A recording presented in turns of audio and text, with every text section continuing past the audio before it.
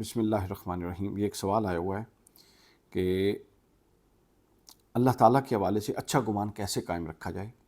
بہت سارے مسائل ہمارے اندر ایمان کے زور نہ پکڑنے کی وجہ اللہ تعالیٰ کے بارے میں صحیح گمان نہ کرنا ہے۔ جب ہم دنیا میں تباہی دیکھتے ہیں، قتل و غارت اور ناانصافی دیکھتے ہیں تو اللہ کے حوالے سے گمان کمزور پڑ جاتا ہے، اور یہ بات کہ اللہ تعالیٰ جو کرتا ہے درست کرتا ہے، اس کو دماغ ماننے میں مشکل محسوس کرتا ہے۔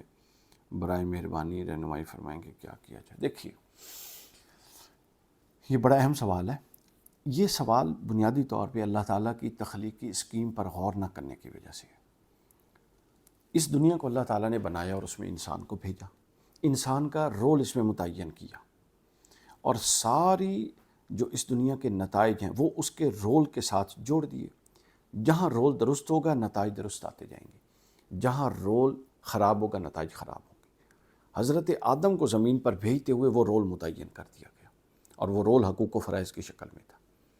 اللہ تعالیٰ نے فرمایا سورہ بقرہ کے اندر کہ تمہارے لیے زمین پر وَلَکُمْ فِی الْأَرْضِ مُسْتَقَرٌّ وَمَتَاعٌ إِلَىٰ حِینٍ، تم ایک دوسرے کے دشمن ہوگے، اور تمہارے لیے دو حق ہیں، حق مستقر اور حق متاع۔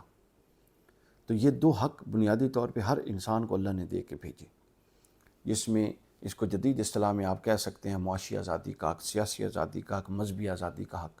یہ تمام حقوق اللہ تعالیٰ نے انسان کو دے کر اس دنیا میں بھیجا ہے، اور اس کے سامان زمین میں رکھا ہے۔ مثلا معاشی طور پہ اس دنیا اور کائنات اور اس کے نظم کے اندر اتنا پوٹینشیل موجود ہے کہ قیامت تک کوئی بھی انسان اس پوٹینشیل سے فائدہ حاصل کیے بغیر نہیں رہ سکتا۔ یعنی اتنا پوٹینشیل ہے کہ اس کی بنیادی ضروریات کے لیے یہ کافی ہے۔ پھر اس کی تخلیق میں جو عقل ہے، اس کے اندر اتنا پوٹینشیل ہے کہ وہ سوچنے سمجھنے میں آزاد ہے۔ تو اللہ تعالیٰ نے یہ تمام چیزیں دے کر انسان کو بھیجا۔ اب انسان میں یہ جو دو حق ہیں نا، مستقر اور متاع، ان میں اگر انسان حد اعتدال پہ رہتا ہے اور ہر ایک کو اس کا حق دیتا ہے، یعنی آپ کے کچھ حق دوسرے سے منسوب ہیں اور دوسرے کے کچھ حق آپ سے منسوب ہیں۔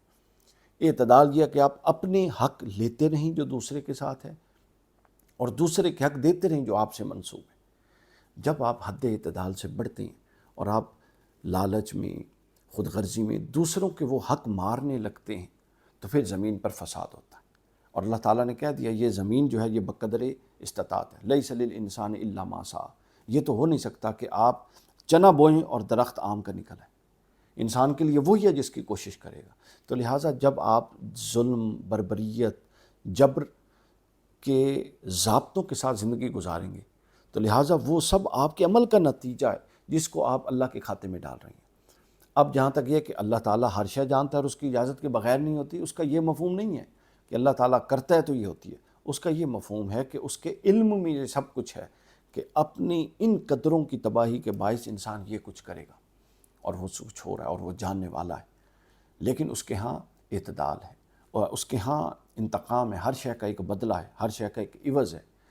اس نے کچھ عوض اس دنیا کے اندر ضابطہ بنا رکھا ہے کہ کچھ ظالموں کو وہ اسی دنیا میں نتائج پر پہنچاتا ہے، اور کچھ جو اس دنیا میں رہ جائیں گے اس کے لیے اس نے آخرت کو رکھا ہوا ہے۔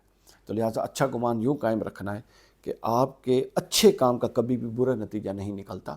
ایک آدھ دفعہ ایسا آزمائشن ہو سکتا ہے، حقیقتاً ایسا نہیں ہوتا۔ تو یہ جو اتنے برے نتائج ہیں یہ سب برے کاموں کے نتائج ہیں۔ تو جب آپ اس خدائی ضابطے سے ہٹ کے ظلم اور بربریت کے ساتھ عمل کریں گے تو جو نتائج نکلیں گے وہ کبھی بھی اس طرح کے نہیں نکلیں گے جو آپ آئیڈیل سمجھتے ہیں۔ تو لہٰذا ان نتائج کو ان اعمال کا نتیجہ سمجھیے، نہ کہ اللہ کی ذات سے متعلق بدگمان ہونے کا۔